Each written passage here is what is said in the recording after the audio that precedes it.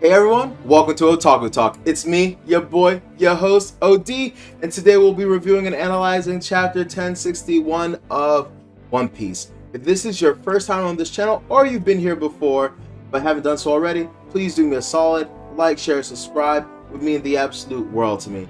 Not gonna lie, I just really cannot wait to get into this chapter review. Something that I was not expecting to happen for quite a long time has finally occurred. I'm losing my shit.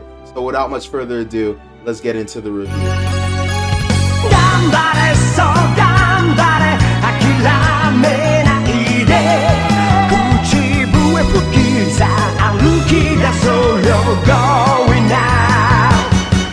Alright everyone, chapter 1061 of One Piece. Egghead, the Island of the Few. Oh my god. Honestly, substance-wise, a relatively short chapter. However,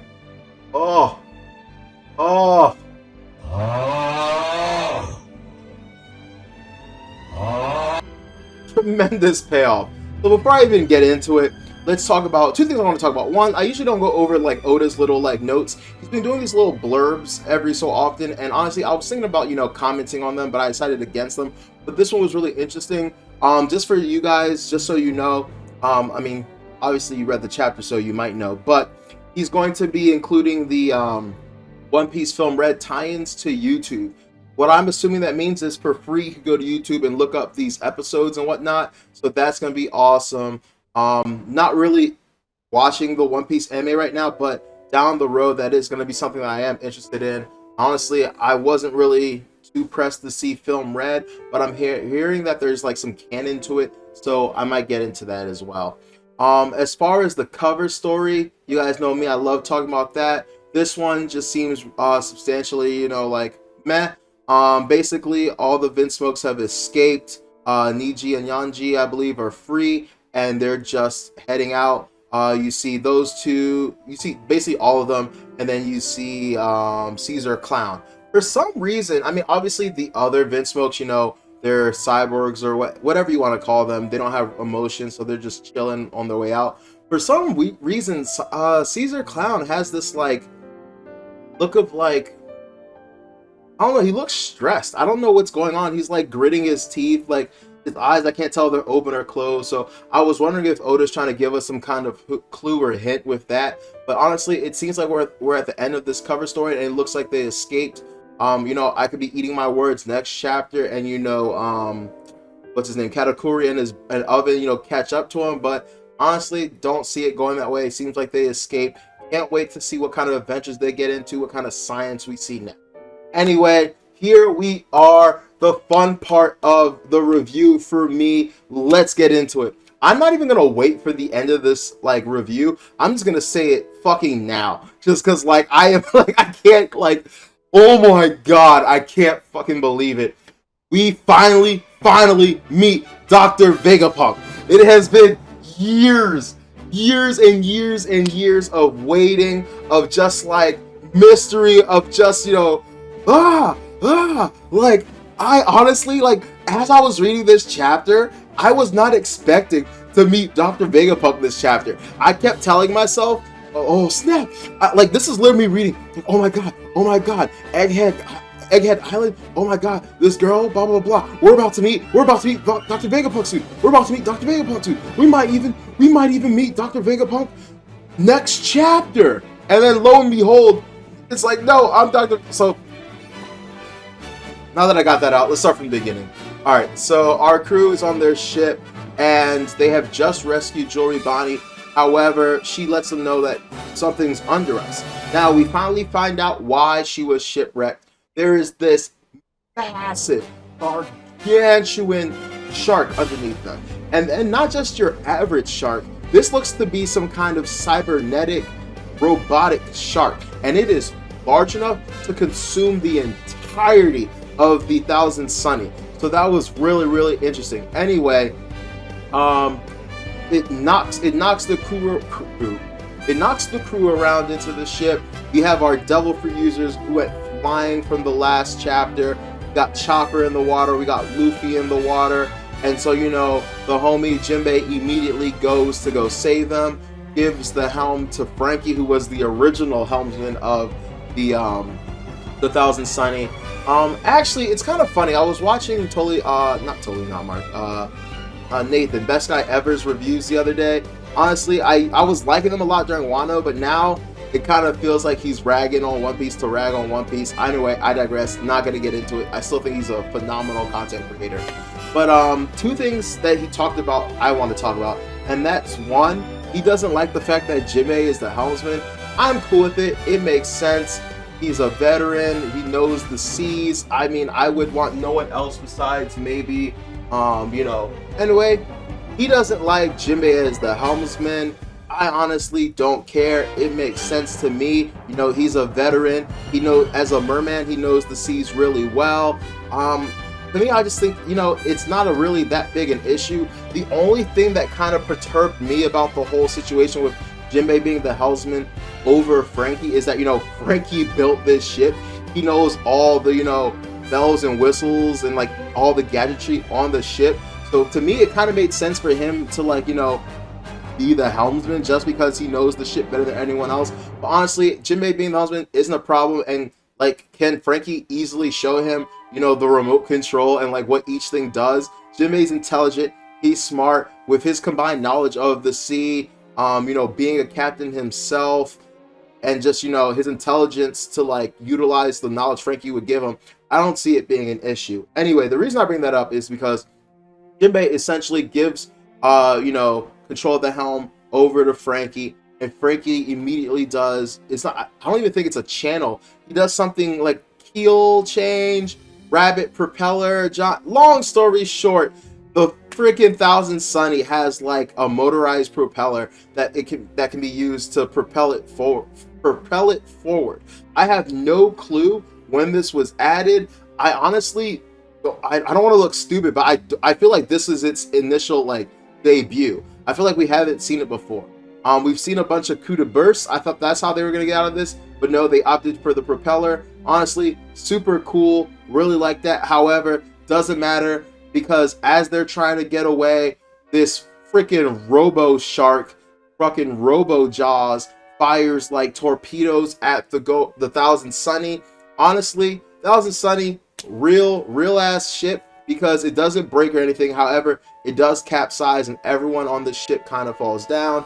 All the non-Devil Fruit users go to help out the Devil Fruit users.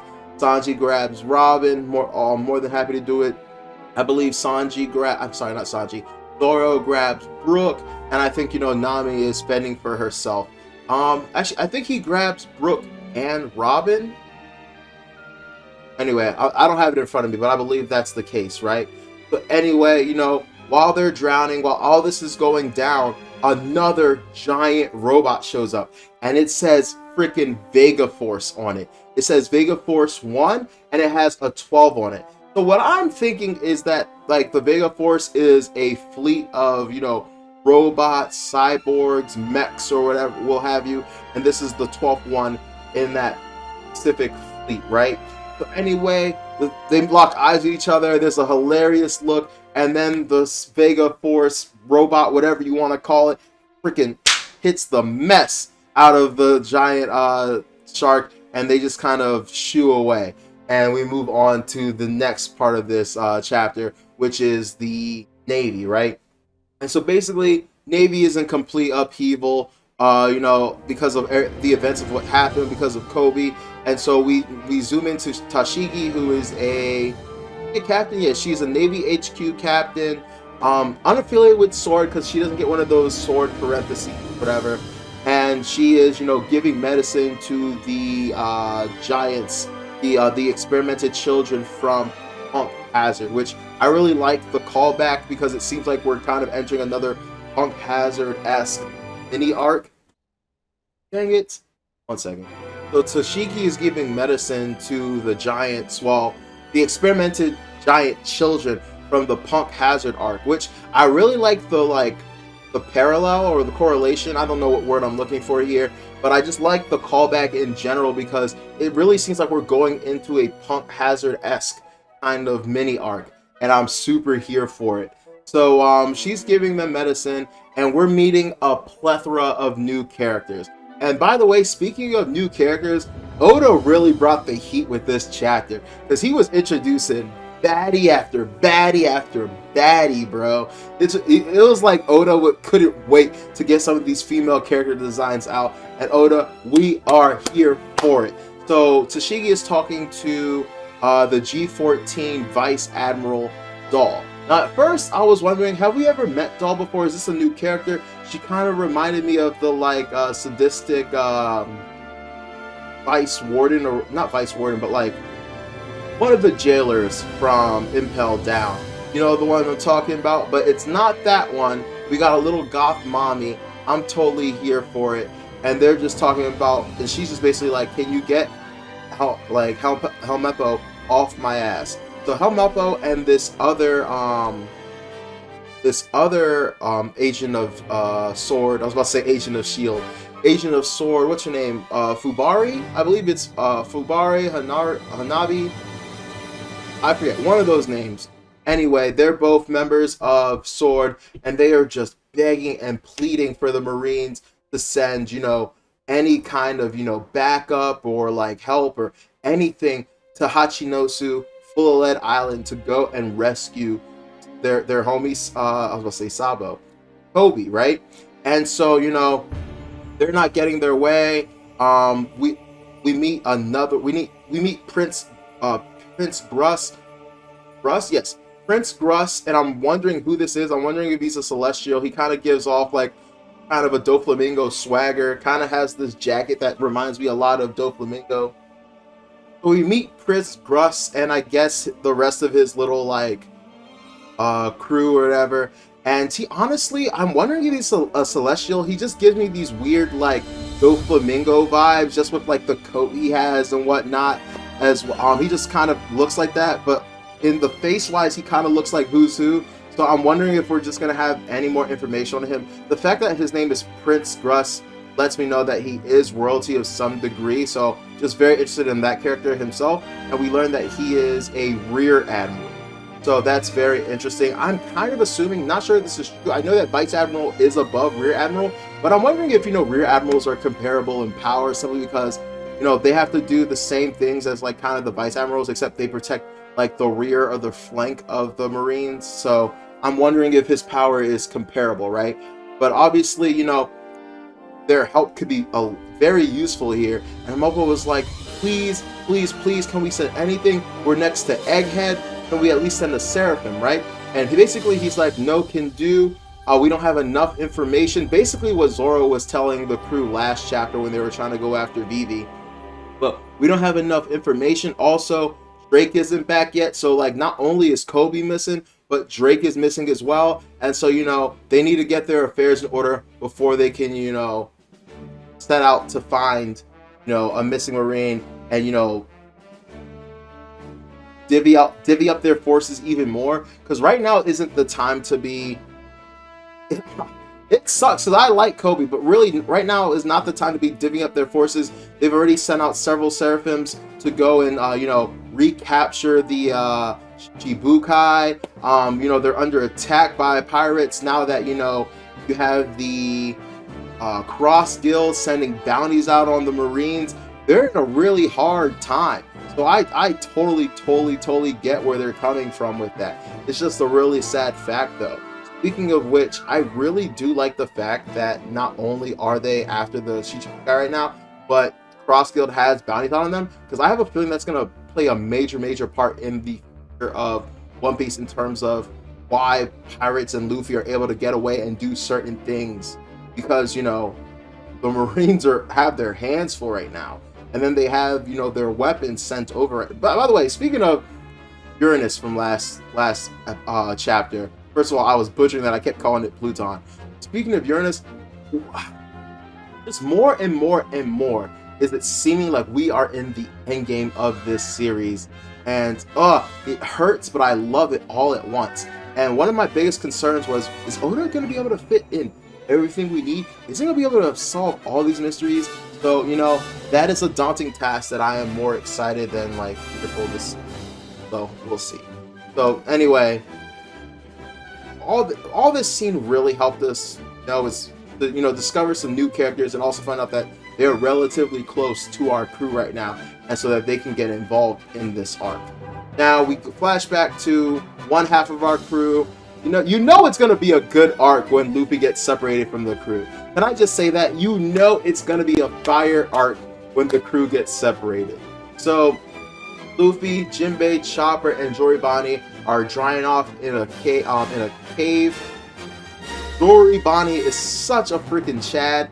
I love this character from her character design, her personality. We haven't gotten a lot from her, and I've been really, really sad about that because she was one of my favorite supernovas. I didn't know much about her. I just was like, she seems cool. She seems full of mystery. She seems strong. I can't wait to learn more about her, and we're finally going to get to learn more about her. And she's being an absolute Chad right now. Just tits out, hanging out with the bros, and she doesn't give a damn.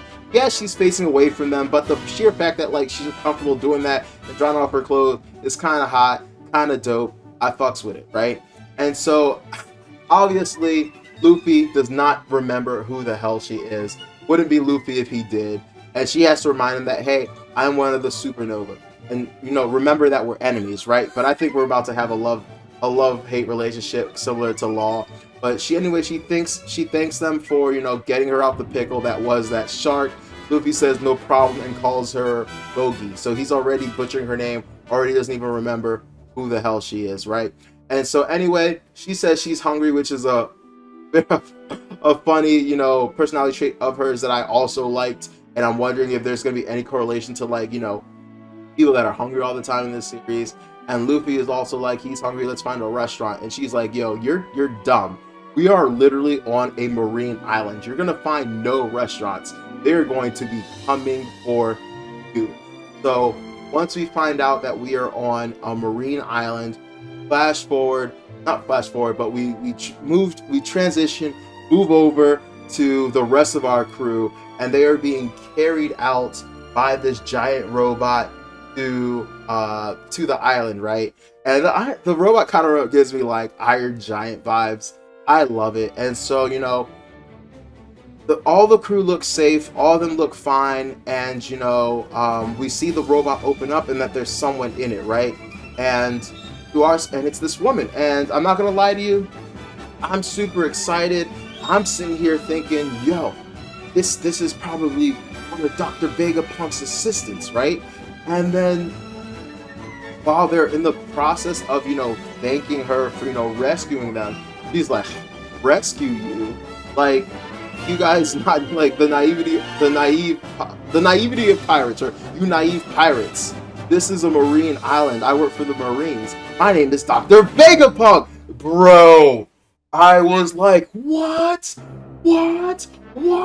Completely didn't see that coming. And yes, I'm just going to say it. I'm going to talk about the elephant in the room. She's a woman?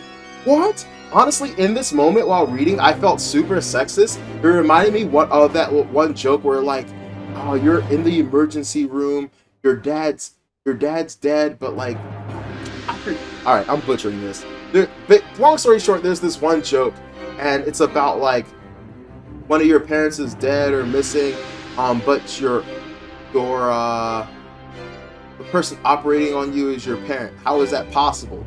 And the answer is it's your mom. And the reason the riddle is so hard is because we are conditioned to believe doctors are like men, or doctors are always male and stuff like that.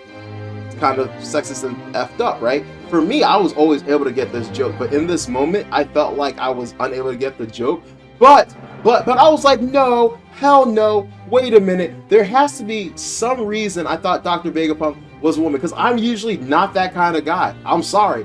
I'm not to just assume that kind of thing, but I immediately like went to Google and like, yes, we did have that one picture from forever ago with the dude with the striped shirt in the lab coat and like the head, like, so clearly a dude. So if anyone is like me and was feeling somewhat uncomfortable or sexist, it is not your fault. We were misled. The original picture we had of Vegapunk is nothing at all like Vegapunk, okay? So yeah. Anyway, there's a throwaway line in this chapter that I found super interesting. So apparently the purpose of the shark is to hunt. I'm inferring here, and I can't wait to read the official translation. But the original purpose of the shark, I believe, is to just go out and like sink pirate ships, and then I guess allow her to salvage them and like see if there's anything of value. However, the shark keeps eating stuff, right? And she says something to the effect of, I guess you can't out program or like get rid of the primal nature of the shark. And so many things come to mind for me. The first thing that comes to mind is that shark isn't just a robotic shark. I believe that it's a shark that was turned into a cyborg potentially. So that's another thing.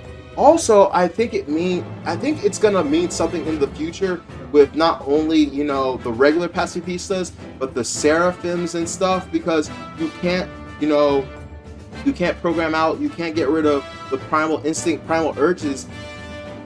I am 1,000% positive that the seraphims are a blend of cybernetics and like human tissue. Like they're both. They're clones and robots all like melded into one. And so I think while the Marines are happy that they had these seraphims and whatnot, I think ultimately it's going to bite them in the ass, because they're going to have primal urges and desires that go against what the Marines want them to do. For example, Boa Hancock's, she doesn't want to be a slave.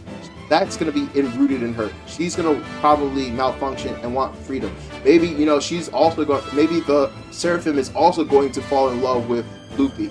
Mihawk, he's a lone ranger. He likes his solace. He doesn't like to be told what to do. He doesn't like to follow people.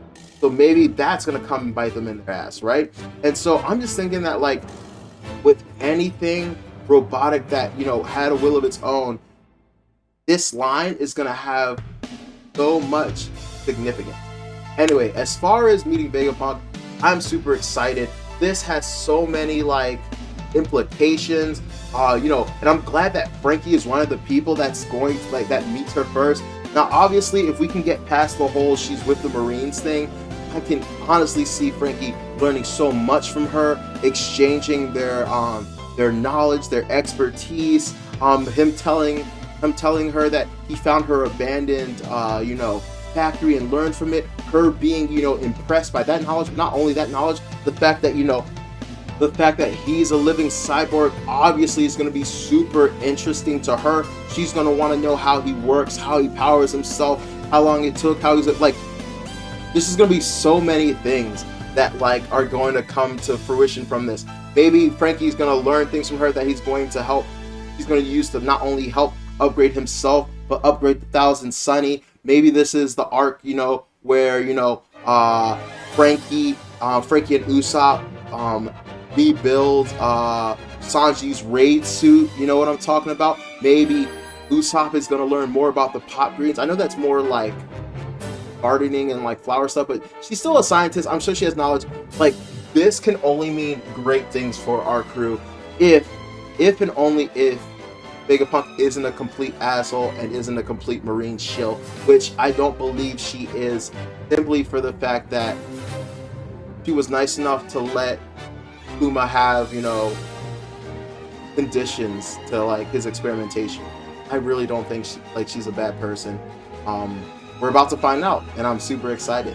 What else do I want to say? As far as, is this the real Vegapunk? I have no clue, right? So on her uniform, we get a little bit of like a Samus vibe from her when she gets out, and it says Vegapunk 2 or something like that, right? And so it could be a clone, it could be an android, he or she could be controlling it from far away, it could be his daughter, it could be any of these things. So I'm very excited to find that out, because Frankie is Battle Frankie 36, like he's not Battle Frankie 1, so like so maybe she has a weird number, a weird number scheme or something of that effect. I don't know, but I'm in utter disbelief. I just really cannot believe we are here. From Uranus to Dr. Vegapunk to all these things happening, like, you're truly in the end game here. Oh, by the way, something I forgot to mention earlier when I was talking about Luffy. Doribani asks him about like, hey, what's up with your bounty poster? Last time I saw it, your hair was all white and stuff. And he was like, oh, that's me when I'm the freest. And in that moment, he kind of looks a little bit like he went into Gear 5th, because he has that same pose and kind of like morph he does in Gear 5th. So I'm kind of wondering how much of his Gear 5 abilities is he able to use in base form. So that's the last thing. Anyway, I'm going to leave it here for now because my camera is acting up. But phenomenal chapter. We have been getting back to back to back to back amazing chapters. And I just can't wait to see what Oda has in store for us. Please, please, please like, share, subscribe, and leave a comment. I want to talk about this. What do you think's happening? What are you excited for? What do you think's going to happen next? Everything. I want to hear everything. I want to talk to you guys. Anyway, thank you for tuning in. This has been Otaku Talk. I'm your host, OD. Have a great weekend. Take care. Bye.